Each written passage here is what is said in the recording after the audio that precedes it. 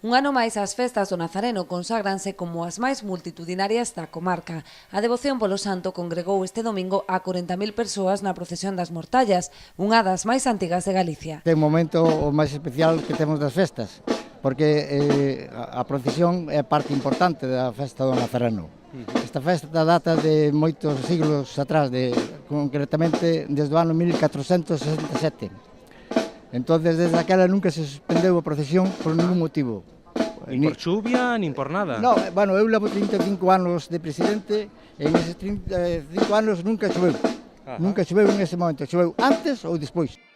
Esta espectacular tradición achega ata a Pobra cada terceiro domingo de setembro non só a miles de fieis, senón tamén a moitos curiosos atraídos pola singularidade da celebración. Algúns ofrecidos procesionan descalzos, mentres que outros portan os cadaleitos en sinal de gratitude polo favor do santo. Eu levo 23 anos vindo da mesma maneira. Descalza sempre? Sempre. Foi unha promesa que fixen hai 23 anos por unha cousa moi grave, moi grave.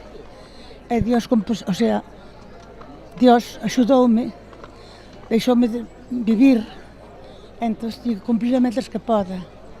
Teño que agradecer logo, non? Moitísimo, agradecio todos os días.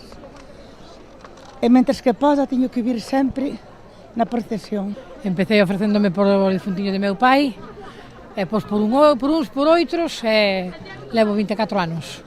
O ano pasado, este ano, veño polo meu neto, que estuvo moi maliño cando naceu, e seguirei vindo mentres o Nazareno me dea forzas para vir. É a festa grande do pueblo e para min é, bueno, algo distinto.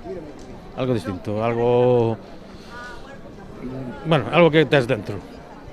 É unha emoción especial? Sí, para mí sí. Para mí sí. Cando estou na casa, pois normalmente veño.